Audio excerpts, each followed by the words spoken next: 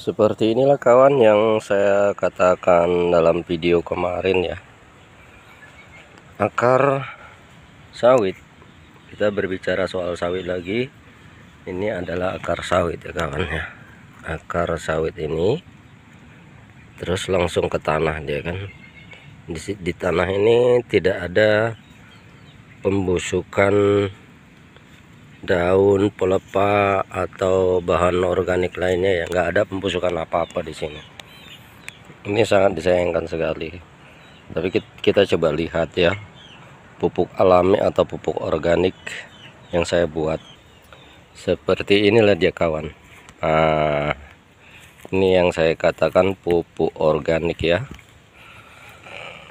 Batang apapun kalau ada pupuk organiknya dia akan mengalami kesuburan. Terus dan caranya di dekat batangnya ini aja, bukan jauh dari batang seperti itu ya, tidak, dia dekat ya, dekat sama batang begini. Inilah contohnya kawan. Kalau dia dekat sama batang, tentunya dia akar yang di dekat batang itu akan membentuk serabut dia nantinya, sehingga serabut itu yang akan menyerap organik ini ya, pembusukan daun yang dia hancurkan oleh mikroba gitu kawan ya. Ini kita lihat contohnya, akar serabut di sini telah membentuk di bawah ini yang tadi saya bongkar ya. Ini di bawah ini dia udah membentuk akar serabut dia kawan, karena ini dia, karena di sini kan, nah ini dia membentuk seperti ini kawan ya, karena di sini ada nutrisi maka dia membentuk di sini. Jadi dia dekat ya dengan akar utama. Ini yang besar ini adalah akar utama. Yang untuk menyerap makanan adalah akar serabut. Ini sahabat ya. Ini akar penghantar, ini akar serabut ini. Dia membentuk dia kalau ada makanan di dekat sini. Kalau nggak ada makanan dia berlanjut sampai jauh dia mencarinya gitu sobat. Jadi yang saya katakan ini adalah pupuk organik. Pupuk organik itu banyak kelebihannya kawan. Kelebihannya adalah tahan lama, modal tipis, hanya modal tenaga aja, cukup dibacok-bacok.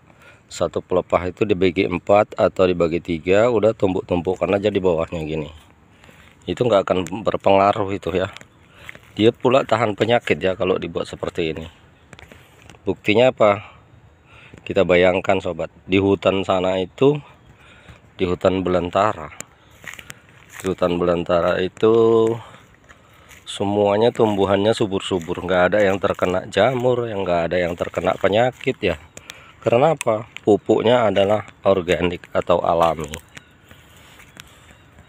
Jadi dia di situ pupuk, di situ makanannya, dan di situ obat penyakitnya, maka dia tidak terkena penyakit gitu kawannya. Itu kita contoh dari alam aja lah dulu ya, bukan dari siapa-siapa. Tapi kalau ilmu ini saya anut dari kakek buyut kita dulu. Di zaman dulu kan nggak ada pupuk, jadi seperti inilah dibuat pupuknya. Maka kelapa zaman dulu itu nggak pernah dipupuk, tapi buahnya lebat-lebat gitu. Kualitas santannya pun bagus gitu sobat. Jadi banyak kelebihannya. Selain dia buahnya lebat, kualitas kelapanya bagus gitu. Jadi nggak rugi lah ya membuat seperti ini. Kalau di kelapa sawit, selain hemat, dia itu nggak manja sawit ini,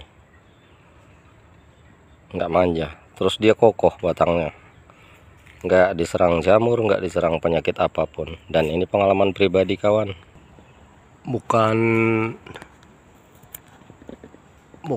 ada ini pendidikan ini dari guru ini, tapi ya entahlah ya, karena saya nggak sekolah gitu kan, saya hanya mengandalkan pengalaman dari kakek buyut kita aja.